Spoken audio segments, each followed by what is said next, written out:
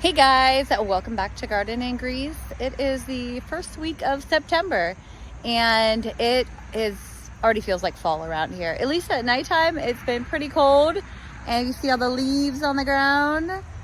That's because our walnut trees are the last to get their leaves and the first to drop them. So it already feels like fall.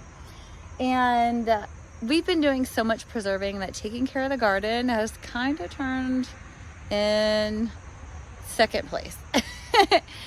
But I do have some transplants that I need to get put in. I think I'm a little bit late on that. With everything going on, we've been preserving like crazy, and homeschooling started up this past week, and we've been really busy. So I've kind of I started these late. I don't know if I can blame it on anything other than laziness. Sometimes I can be pretty lazy. We work a lot, you get tired, and sometimes the garden gets pushed into the back seat, basically. So I may not be able to make it on some of the brassicas, but I do have leafy greens in here. And butter crunch lettuce is one of my favorites, so I think we're going to be okay on that. I'm going to put them in this bed here, which I did have kale right here, and it was amazing. I mixed like a loose kind of leafy kale, like a nice soft leafy kale, but the white flies like infested it. And so I was harvesting for a little bit off of it until I noticed the white flies, and then the chickens had a big kale meal and they loved it. Honestly, I grow some things just for the chickens. Things like a lot of the kales we don't eat. Now those loose, like a softer leaf kale, I like those in my salads. But the more thick leafed kale is not necessarily a favorite in our family. Maybe to dry and powder and to like kind of hide in meals and smoothies. But other than that, I literally just grow them for the chickens because they love them. And I like to give them those extra vitamins and yummy treats, basically healthy, yummy treats. In this bed, we have some spinach going. I can't remember the name of that type of spinach, but it was pretty good in heat and supposed to be really good in the cold. We've got some baby carrots going in here. The chard has been my saving grace when it comes to the leafy greens, because in the heat the lettuce wasn't doing well, but this is one of my earlier sowings, one of my later sowings of the Swiss chard. But this sowing of Swiss chard made it through, the heat of summer. 90s pushing 100, and I've been able to come out and use it just like I would my lettuces. What was that? Are you mad because you're not out right now? I'll let you guys out here in a minute. Let Gertie go potty and I'll put her in the house. I don't want you guys harassing that big old dog. So I love this chard, and I'm definitely going to make this more of a priority next year for the summertime. I ended up pulling out all of my summer squashes out of this bed. The squash vine borer was, terrible. Just absolutely horrible. I couldn't get later sown crops to really take hold before the vine borer was up in it and killing it. Look at those pretty zinnias though. Woo, look at those. Wow. All right, so I cleaned up this bed a little bit, pulled out some of the woodier stumps from plants that we had cut, because we cut at the soil level, and got the cabbage, and I know it's tiny. I was really late on getting that going, and they're just a little stunted because I really wasn't upkeeping them very well. And then the butter crunch lettuce, and I had some more spinach starts that I got planted. And these beds really need a lot more soil. All of my beds actually do. This is a bed that is supposed to be getting, I'm going to be putting more soil in it this winter. So after all this gets harvested, it will be quite late for some of it. But after the frost, these two beds are definitely getting soil, but all of them will be. All of them need topped up. Those are really sinking this year. Let's see. The chickens got to come out. And they love being in the garden. Getting all the little tomatoes that drop down on the ground. But the new littles, they love it in here because they're eating strawberries off the plants now. You little turds. Hello, Petey. By the time they were out, you're a turd. I should be stopping that, but I'm not because it's cute. It's vicious, actually.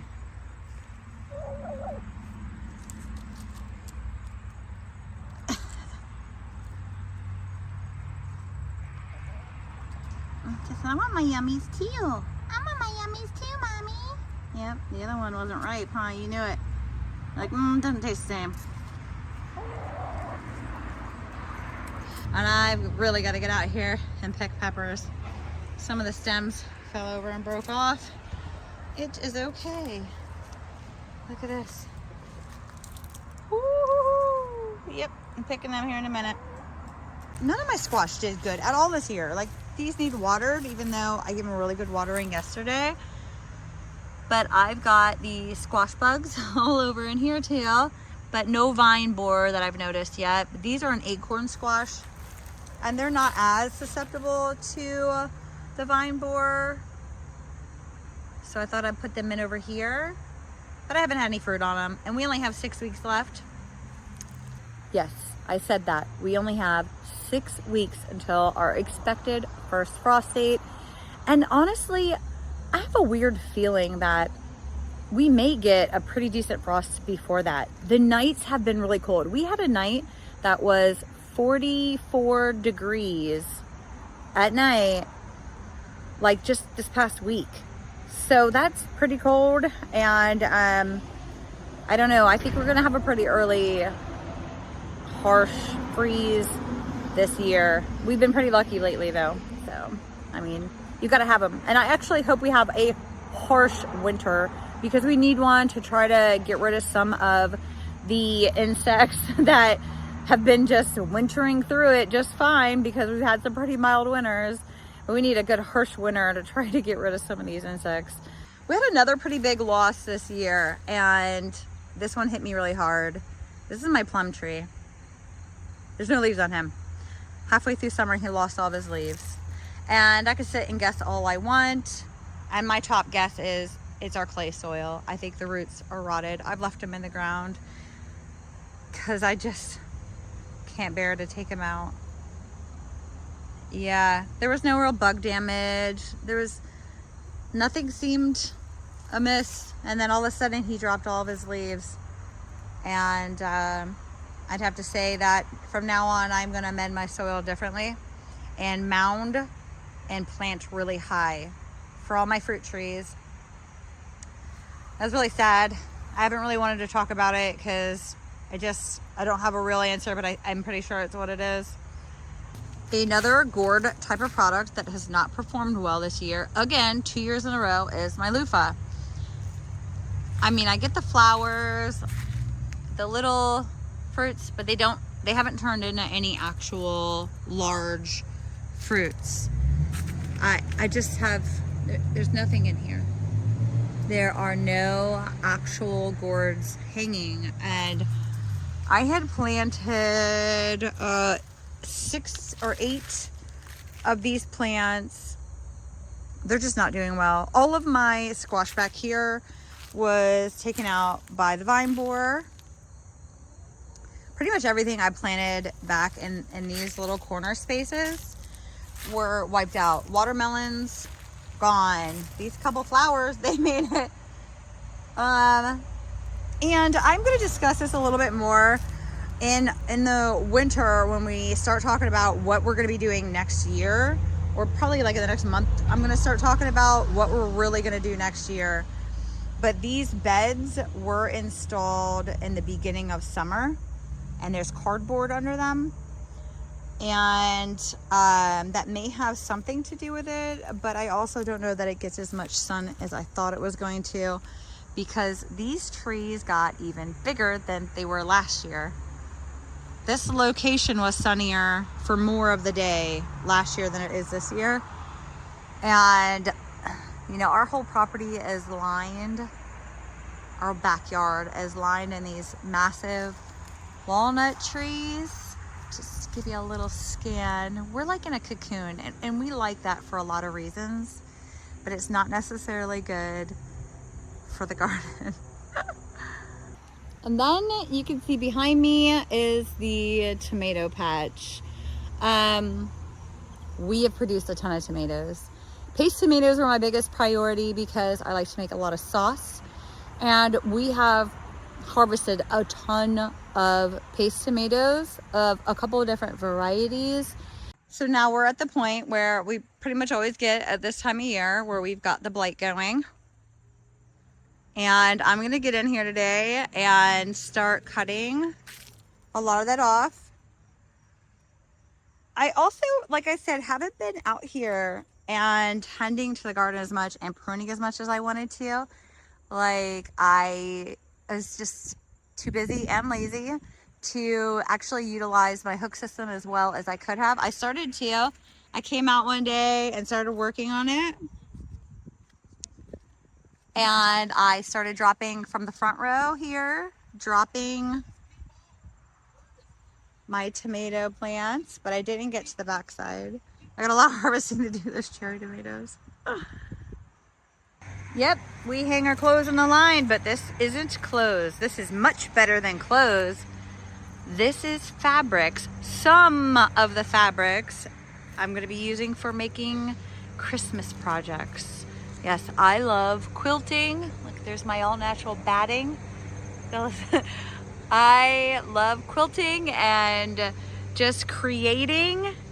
And some of these are backwards, some of them are facing forward, but these are some of the fabrics that we will be making projects out of. And it's not just gifts for other people. Some of them are just for our house. I want to make a new quilt for our living room for the winter time, and making one for Gertie. Gonna make her own little quilt with that fabric and some of this one, and then backed with a pretty fleece, the strawberry fleece from the beginning of the row. Let's check that out again. Yeah, Gertie's blanket is gonna have that. But my real pride and joy in my garden, and it is pretty much every year because I love them, are my peppers. Now, not as much this year as last year because I didn't grow the varieties kind of on accident. Like, I accidentally ended up with seeds and plants that were hot peppers and not the sweet peppers that we prefer. I did want a couple hot peppers, like literally one hot pepper plant would have been enough for me. And we've got probably 5 hot pepper plants in this bed of maybe 20 or somewhere between 15 and 20 plants in here. Yeah, 15, I think, 15 plants. But we have tons of bell pepper plants in here. And this is their time to shine because they take a really long time to get growing. That's why we start them indoors. And then they've got to grow and start producing these wonderful fruits, and then they have to ripen them. And I generally don't like to picture them green earlier in the season because most of my varieties are to be red, orange, yellow. I even have purple purple peppers in here. I have sweet little lunchbox ones too. But So I wait until fall. Before the first frost, I'll come out, and that's when I end up with my green peppers because I want to get everything harvested before they get hit. So we've had about 2 weeks where we had a lot of storms. Next year, I'm going to work harder on supports for the pepper plants. I think I'm actually going to use like some kind of tomato caging for my pepper plants because the stakes just aren't cutting it for me. They were a little too short anyway. Oh, can you see the purple back in there? Oh, I'm going to harvest you. It's a little one, but it's beautiful. I missed that yesterday. Oh yeah, look at those peppers. I got all these marigolds in here. That marigold plant, I think that's one marigold plant, is way bigger than anticipated. Maybe 2 marigold plants in there, yeah. And they've just gone wild. But even though my pepper plants aren't supported all that well, they're still producing really well, and they're just kind of hanging down and still growing. Something else that is doing actually pretty well right now, and midsummer looked horrible. I came in about a month ago and cleaned as much, like, you know, you see these like dead leaves and stuff, cleaned all that out. I took the mesh off for a little bit, just because I'm more likely to come out, harvest, and tend to it if the mesh isn't in the way. The mesh is still kind of hanging. I don't even know if you can see it. It's kind of hanging right here off to the side and tucked under a little. But we're getting more strawberries again. Obviously not a huge amount, but we are getting strawberries, and I freeze them and I put them in my yogurts and stuff like that. But there's going to be a big overhaul on this bed this fall. We are going to be separating a lot of these runners out in these plants, and we are going to set up another strawberry bed, and a couple areas we're going to start using it kind of like a ground cover in some areas. So even if we don't get strawberries off of it, because the wildlife will, this will help out compete some of the other plants we don't want in some areas. But my beans, you know, these have been awesome, and I just been planting for successions in between the rows of bean plants, and that really helped them to get established. Like when it was summer and it was scorching hot and the sun was beating down, they were able to like still survive as little baby plants in that extreme environment because they had the shade from the grown-up plants. And yeah, we're like starting to get the like yucks going on, and that happens. Some of those are the older original plants that I've been harvesting. Like every other week, I can harvest enough to do anywhere from 3 to 6 jars of canned green beans. So that makes me happy. Okay guys, so in the front cottage garden, there are some beautiful flowers and plants that I want to try to save seeds for before I prune them back, because they really need to get pruned back so we can get to our pear trees so we can espalier them today. Just want to take a moment to admire these beautiful sunflowers.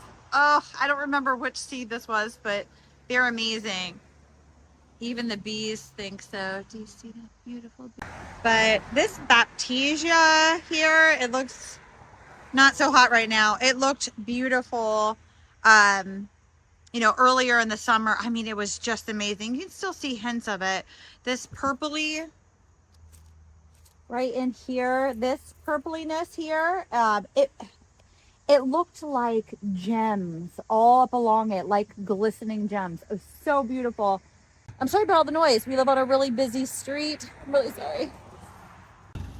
So this is gonna be really easy. I'm sorry, the sun is like in my face right now, but this is gonna be really easy. I'm literally gonna clip the branches into a big brown paper bag, let them dry out a little bit more, and then we'll be able to shake them to get the seeds out. So wish me luck. We had a lot of moisture for a while, and it would have been the prime time, but I didn't want them to be wet. It's been dry for a few days now. I think we're going to be okay.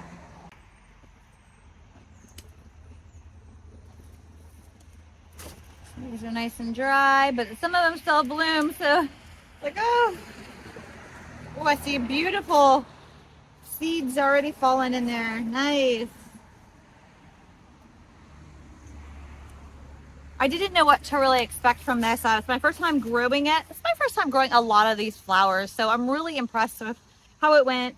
It has like a second wind. I wish I would have pruned it earlier, but I really wanted these seeds off of it, so I didn't. I wanted them to mature, but it definitely sent up another flush of flowers. Not as beautiful and brilliant as the first one, but still pretty beautiful.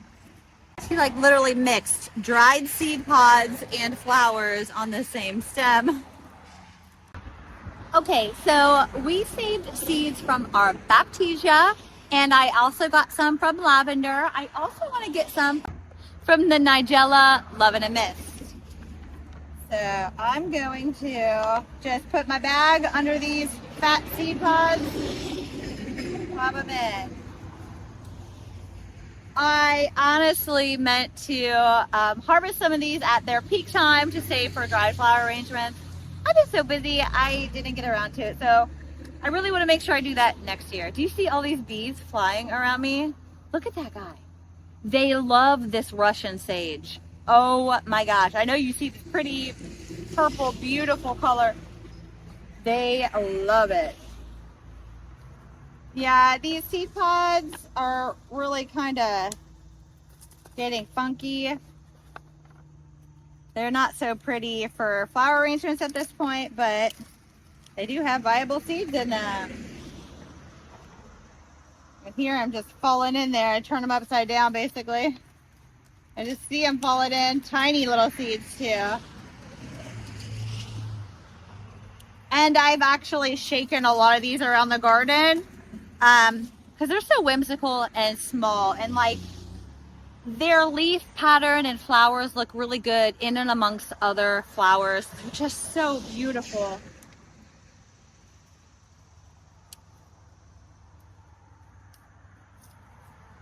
The bees are just going crazy right now. I'm gonna leave them alone. I think tomorrow morning I'm gonna harvest some beautiful flowers, because cutting flowers like our zinnias and stuff will help promote more flower growth.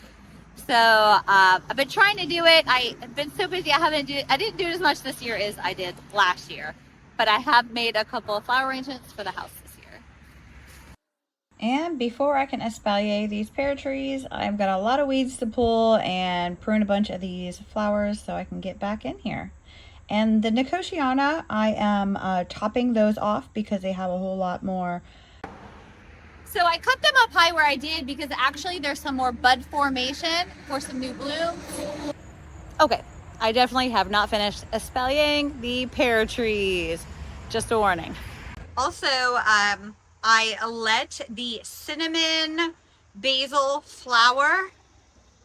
It's beautiful in arrangements, but the bees love it so much. I don't know if you can see all that massive bee activity going on. Oh, do they love this.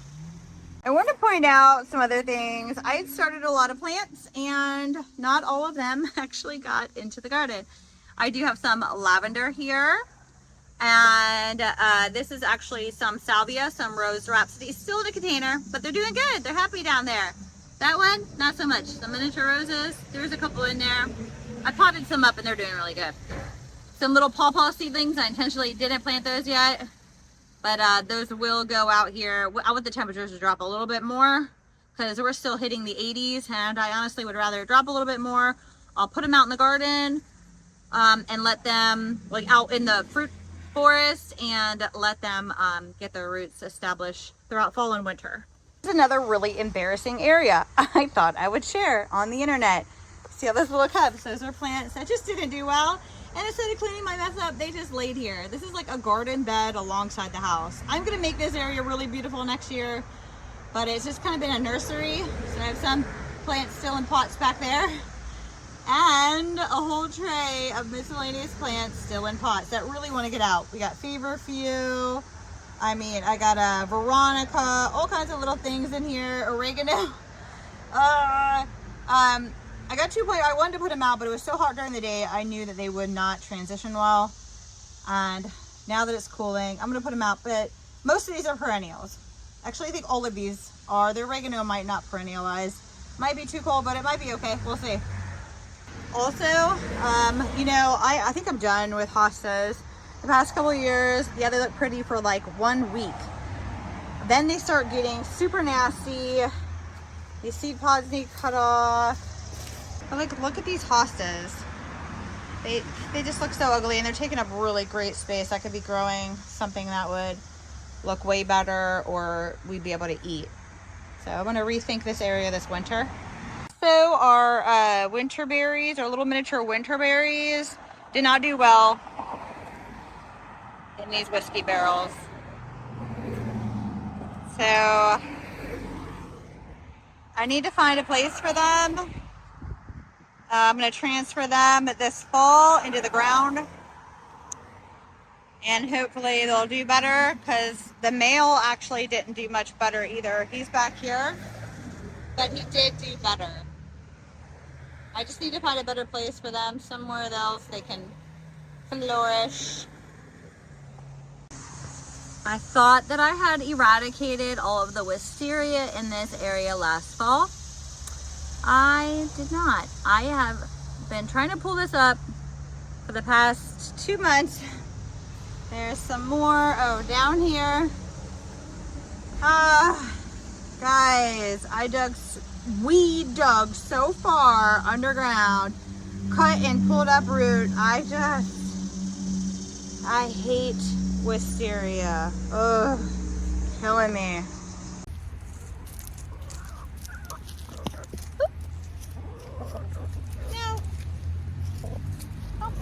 Don't peck my tomatoes. Don't peck them.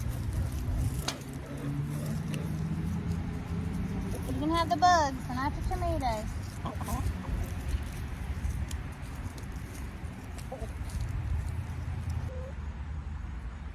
Though we don't have a fenced-in yard, I do let the chickens run around, especially when I'm out working in the garden. That way I can keep an eye on them, and they tend to stay nearby because they want all the little fruits and vegetables that I'm throwing at them to eat. So they will stay underfoot pretty much the whole time I'm working in the garden.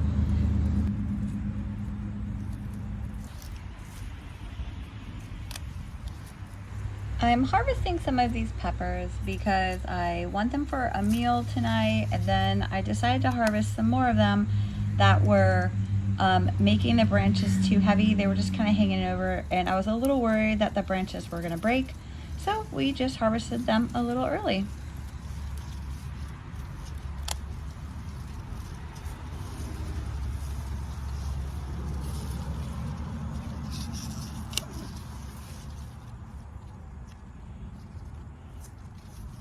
All right, guys, it's like early in the morning. I have the chickens roaming the yard right now, and I thought, so I have some of these oats left over, and they were from fermenting last winter, and I thought, it says spring oats, but it says spring or fall. I figured, why not try to like do some kind of cover cropping back in this corner area where my loofah and gourds didn't go all that well, because it's really the only seriously open spot I have to try some kind of cover cropping. So that's what I'm gonna do. Pretty sure some animals are gonna eat all this up, like the chickens. Let's see what happens, especially since they're roaming around right now. And I do have like some mulch type of products.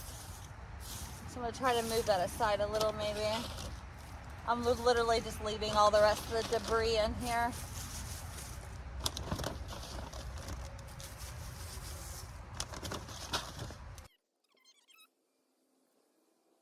Now I'm gonna be honest, I've never actually done a cover crop like this, because I try to keep something growing in my beds for as much of the year as I possibly can. So this is the only bed I actually have kind of open that I can do this with this year.